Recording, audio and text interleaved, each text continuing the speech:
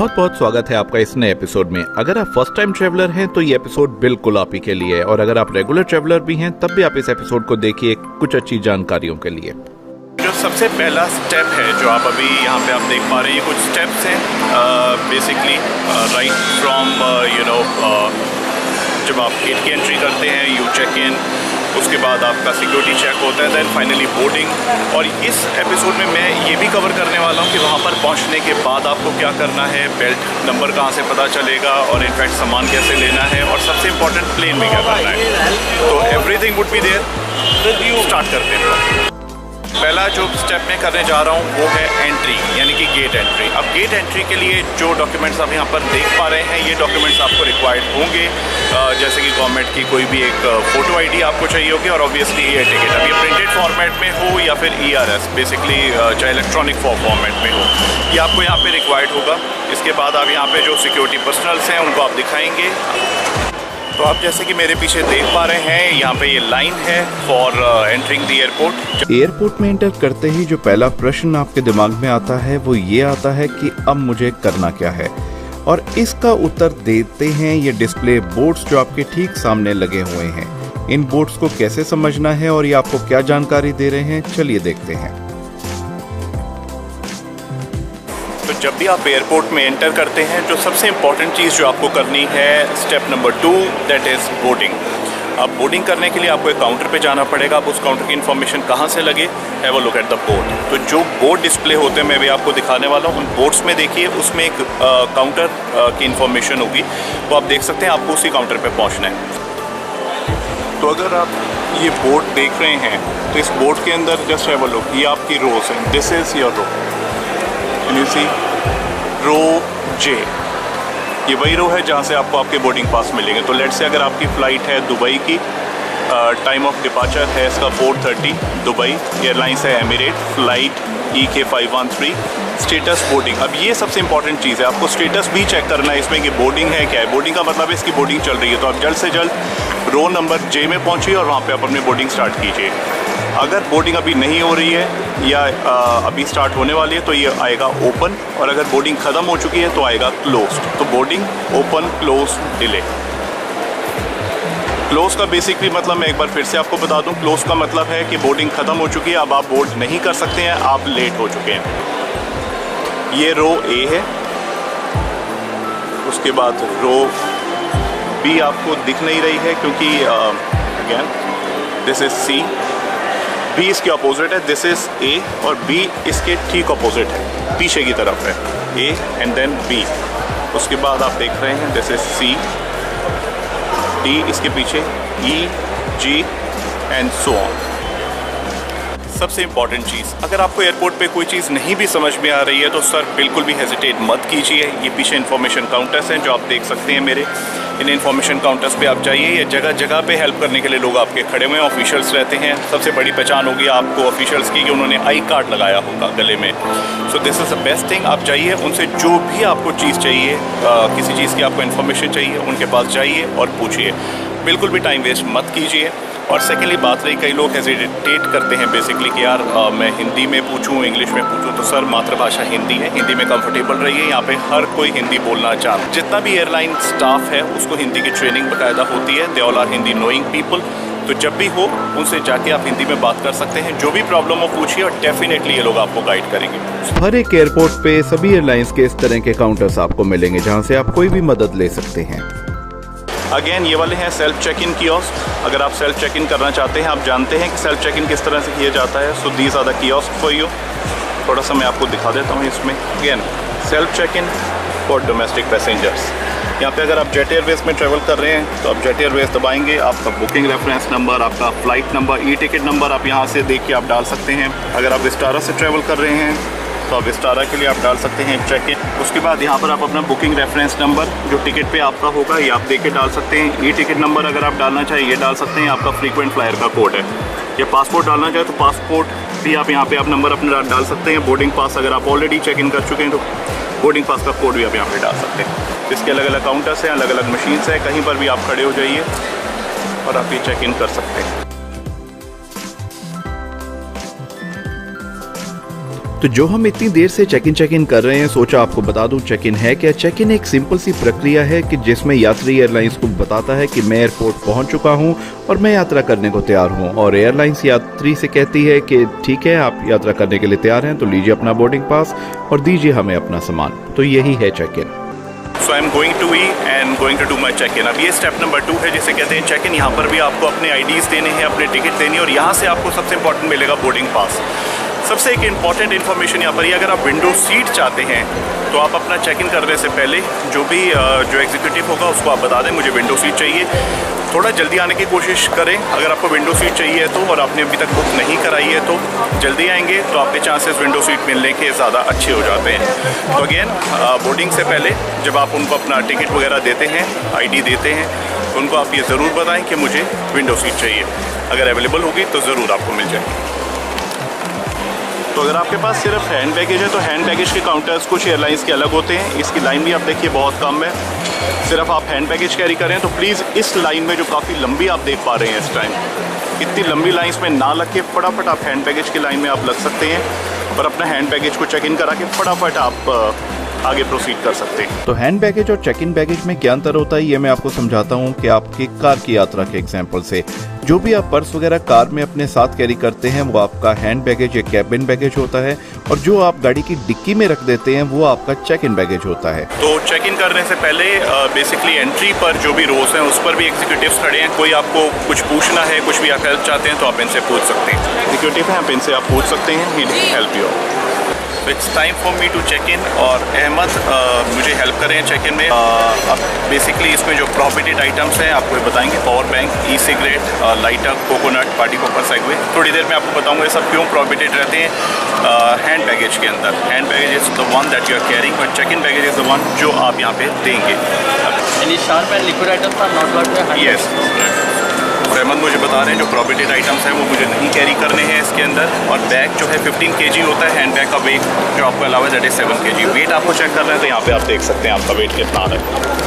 Contact number please. Sure. Check in करते वक्त आपके चेक इन किए गए हुए सामान का एक आईडी आपके बोर्डिंग कार्ड के पीछे चिपका दिया जाता है ताकि मंजिल पे पहुंचने पर आप अपने उस सामान को क्लेम कर सकें।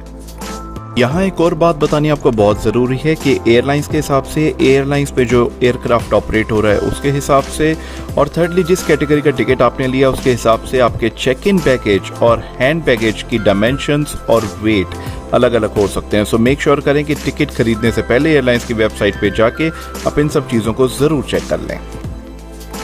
तो आपका चेक इन कंप्लीट हो जाने के बाद आप प्रोसीड करें अपने डिपार्चर गेट की तरफ। खास तौर पे दिल्ली टर्मिनल 3 पे या और भी एयरपोर्ट्स पे जहाँ पे डोमेस्टिक और इंटरनेशनल गेट्स कॉमन है वहाँ पे आप ध्यान रखें। अगर आप डोमेस्टिक ट्रैवल कर रहे हैं तो डोमेस्टिक गेट की तरफ प्रोसीड करें, और अगर आप इंटरनेशनल ट्रैवल कर रहे हैं तो आप इंटरनेशनल गेट्स की तरफ प्रोसीड करें।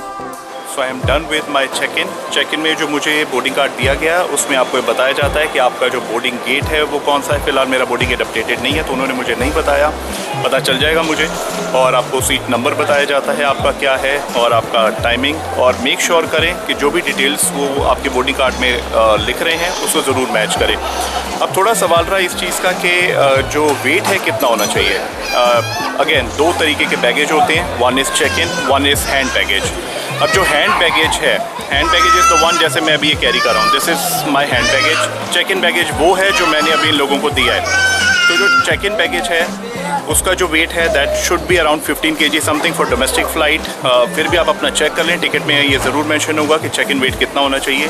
हैंड बैग का जो वेट है that should be around 7 kg। एक बैग अलाउ होता है पर थोड़ा सा आप नेगोशिएट कर सकते हैं अगर आपके पास 2 बैग है, but still check with the airlines before you गो।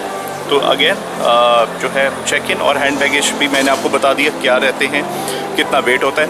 हाँ, अब एक चीज़ आती है, अगर एक्सेस आपका वेट निकल आए तो जनरली एयरलाइंस इतना माइंड नहीं करते अगर 1-8 किलो का थोड़ा इधर उधर हेर फेर हो। बट हाँ, अगर थोड़ा बहुत ज़्यादा है आपका, जैसे कि 3 किलो, 4 किलो, 5 किलो, तो ये लोग आपको चार्ज कर सकते हैं। अब वो चार्जेस क्या हैं अगर आप देख रहे हैं, बेस्ट चीज़ थोड़ी ये रहती है जब भी आप अपना हैंड बैगेज या चेक इन बैगेज लेते हैं उसको वेट घर से आप ज़रूर करके आएँ। और अगर एक्सेस वेट है तो एयरलाइंस की वेबसाइट पे जाएं, चेक कर लें वहाँ पे कि एक्सेस वेट का पर केजी का रेट क्या है, उतने पैसे इन लोगों को दें और हैसल फ्री आप लोग ट्रैवल कर सकते हैं। तो चलिए सेकंड पॉइंट, जो थर्ड पॉइंट हमारा है दैट इज़ सिक्योरिटी चेक। उसको मैं बहुत ज़्यादा कवर नहीं कर पाऊँगा, बट उसका प्रोसीजर मैं आपको सिक्योरिटी चेक करके बताऊँगा। उसमें थोड़ा सा ये रहता है कि आपको जो है हाथ मतलब पहले आप अपने जितने भी इलेक्ट्रॉनिक आइटम्स है एक ट्रे में रखेंगे। ट्रे में रखने के बाद उन इलेक्ट्रॉनिक आइटम्स को जितने भी आपके हैंडबैग में है ट्रे में रखिए। उसके बाद आप जाइए अलग से चेक कीजिए, वो एक एक्सरे के थ्रू जाएगा। जब आप लोग अपना सिक्योरिटी चेक करा लेते हैं, यानी कि जब आपका फिजिकल चेकअप हो जाएगा, दूसरी साइड पे जाएं और अपनी वो आइटम्स ट्रे में से कलेक्ट कर लें। तो ये जो लाइन ठीक मेरे पीछे है, this is for security check. Security check से पहले इंपॉर्टेंट चीज़ एक जो रहती है दैट इज़ कि आपका जो प्रोहिबिटेड आइटम्स है वो भी मैं आपको दिखा देता हूँ।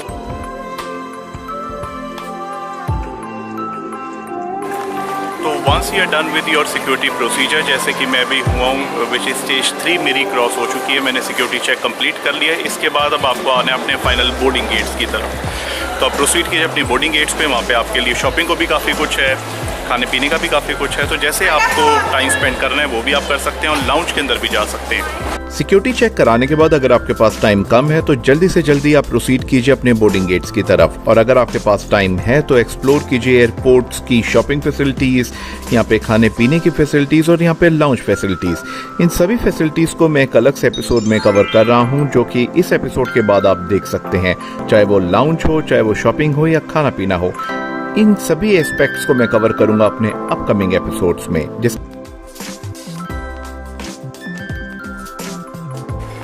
जी, तो अभी मैंने सिक्योरिटी चेक में आपको बताया था कि बेसिकली कुछ प्रोहिबिटेड आइटम्स होती हैं। तो कई लोग बहस भी करते हैं सिक्योरिटी पर्सनल से, लेकिन आज मैं आपको बताना चाहता हूँ कि ऐसा क्यों होता है, ये आइटम्स बैन क्यों हैं। एक इंटरेस्टिंग जो आइटम हम लोगों ने अभी देखा था वो था कोकोनट। कोकोनट को बेसिकली बैन किया जाता है फ्लाइट में कैरी करने से। उसके पीछे रीज़न ये है क्योंकि अगर आपने कोकोनट देखा होगा कि कोकोनट बंद होता है, तो जब एयर प्रेशर ऊपर थोड़ा इंक्रीज डिक्रीज होता है तो कोकोनट फट सकता है, जिससे चोट भी आ सकती है और नुकसान भी पहुंच सकता है। इसीलिए कोकोनट बैन है। और सवाल रहा लिक्विड का, तो कई लोग कहते हैं लिक्विड बैन है। ऐसा नहीं है कि लिक्विड बैन है, बट लिक्विड 100 ml से ऊपर आप किसी भी फ्लाइट में नहीं लेके जा सकते हैं। उसके पीछे भी रीज़न ये है, तकरीबन इस चीज़ को 13 साल हो चुके हैं कि एक ट्रांस अटलांटिक फ़्लाइट यानी कि हीथ्रो लंदन से एक फ़्लाइट जो अमेरिका जा रही थी, उसमें ऐसी कॉन्स्पिरेसी की गई थी कि वो लोग लिक्विड बॉम्ब्स को कैरी कर रहे थे। अब दिस इज समथिंग कि वो लोग लिक्विड्स को लेके जा रहे थे। उनका प्लान ये था कि वो लोग ऑन बोर्ड यानी कि प्लेन के अंदर उन लिक्विड्स को मिक्स करेंगे, बॉम्ब बनाएंगे और उसको एक्सप्लोड कर देंगे। और इसीलिए यही एक रीज़न है कि लिक्विड्स को, खैर इस प्लॉट का पता चल गया उन्हें और ऐसा नहीं उन्हें करने दिया गया। अब यही एक रीज़न है कि लिक्विड्स बैन है। 100 ml से ऊपर नहीं आप लेके जा सकते, क्योंकि 100 ml से ऊपर बहुत ज़्यादा कुछ एक्सप्लोसिव बन नहीं सकता है। This is the reason for the national security and for the security of all the passengers. सभी पैसेंजर्स की सिक्योरिटी के लिए किया गया है कि आप लोग 100 ml से ऊपर नहीं कैरी कर सकते हैं। तो ये बेसिकली लॉजिक है इन आइटम्स को ना कैरी करने का। ऑब्वियसली शार्प एज्ड होंगे अगर कोई भी आइटम्स आप कैरी करें, जैसे कि चाकू, सीजर, ब्लेड, उससे आपको पैसेंजर्स को भी नुकसान, कोई हाईजैकिंग कर सकता है, नुकसान पहुंचा सकता है। दीज आर द रीजंस जिसकी वजह से ये आइटम्स फ्लाइट पे बैन है। तो आई होप कि ये थोड़ी जानकारी आपको मिल पाई होगी। और अभी नेक्स्ट प्रोसीजर्स के लिए भी मेरे साथ बने रहिए। इसके बाद जो 4th प्रोसीजर है that is the boarding, final boarding.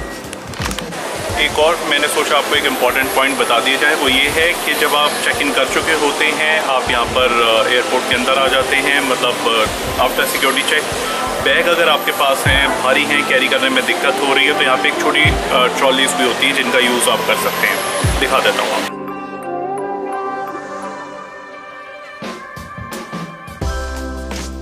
तो अब फाइनल टाइम है बोर्डिंग करने का। बोर्डिंग करने का जो प्रोसीजर है सोचा आपको वो भी बता दिया जाए।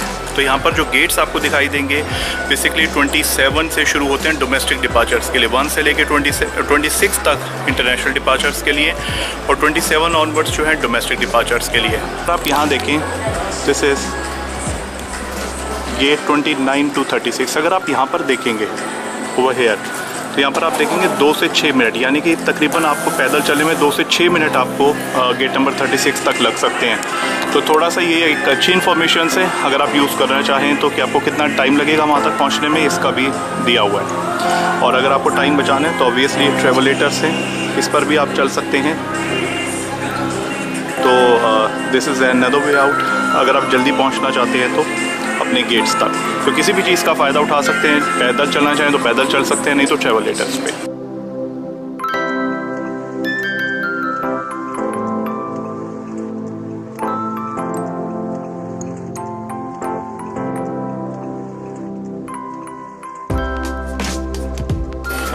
फाइनल बोर्डिंग टाइम फॉर मी। अब आप बोर्डिंग गेट पे मैं आ चुका हूँ, विच इज़ 32B, और यहीं से मुझे इस प्लेन को बोर्ड करना है। बोर्ड करने का सिंपल प्रोसीजर है कि आप अपना बोर्डिंग कार्ड इनको दिखाइए और प्लेन में आप पहुँचिए।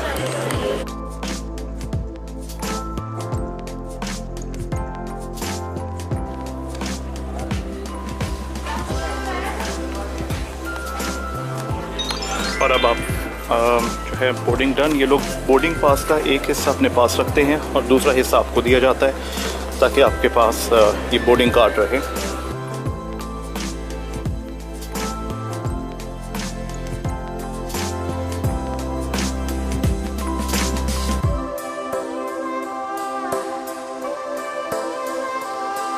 तो प्लेन में बैठने के बाद जो पहली चीज़ आपको करनी है वो है बेल्ट को बांधना।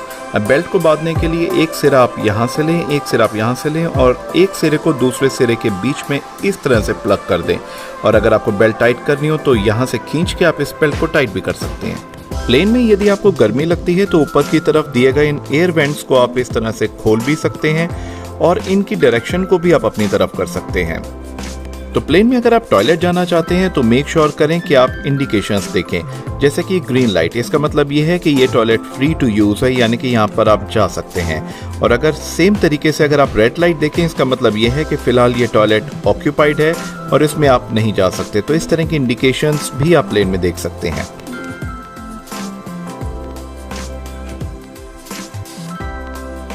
जरूरी नहीं है कि ऐसा हो, बट कई बार ऐसा भी होता है कि प्लेन के टेक ऑफ करने पर आपके कान बंद होते हैं या थोड़ा सा आपको प्रेशर जरूर फील होता है। अगर आप इस चीज से निजात पाना चाहते हैं तो इसकी एक बेस्ट टिप ये है कि आप कोई भी एक ऑरेंज कैंडी चूसते रहें या अपने मुंह में रखें। ऐसा करने से यकीन मानिए कि इस प्रॉब्लम से आपको डेफिनेटली निजात मिल जाती है। तो टेक ऑफ के बाद आपको सर्व की जाती हैं मील्स। अब कुछ मील्स आपके टिकट में ही इंक्लूड होती हैं और अगर इंक्लूड नहीं है तो आप इन मील्स को खरीद भी सकते हैं। सेफ हवाई यात्रा के लिए एक टिप आपको और देना चाहूंगा और वो ये है कि आप सफर में पूरे वक्त आप अपनी सीट बेल्ट बांधे रखें।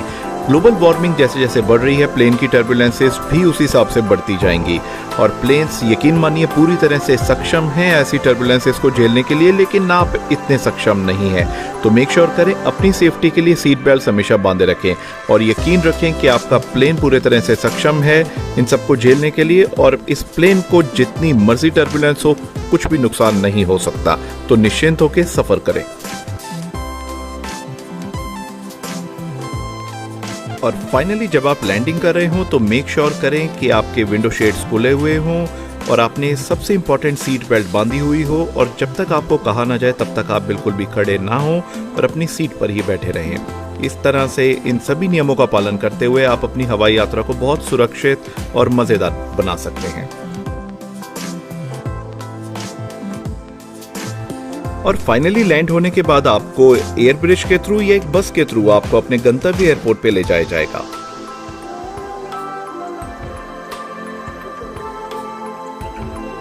जैसे ही आप लोग अराइव करते हैं एयरपोर्ट पे, जो लास्ट चीज़ आप लोगों ने करनी है वो करना अपना बैग कलेक्ट करना है बेल्ट से, जो हमने चेक इन कराया था। जो पीछे आप मेरे देख रहे हैं ये लोग बेसिकली अपना लगेज कलेक्ट करने के लिए लगे हैं।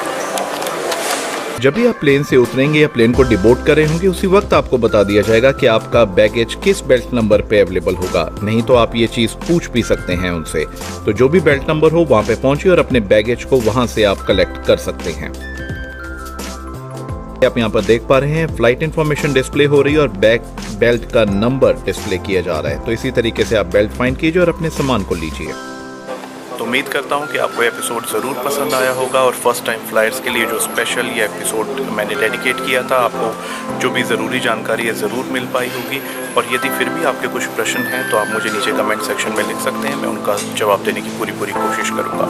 अपार्ट फ्रॉम दैट, अगर आपने मेरे चैनल को अभी तक सब्सक्राइब नहीं किया है तो प्लीज़ आप नीचे सब्सक्राइब का बटन दबाएं, इसे ज़रूर सब्सक्राइब करें और मेरे नए नए वीडियोज़ की जानकारी आप तक पहुँचती रहे, इसलिए आप बेल आइकन को ज़रूर क्लिक करें।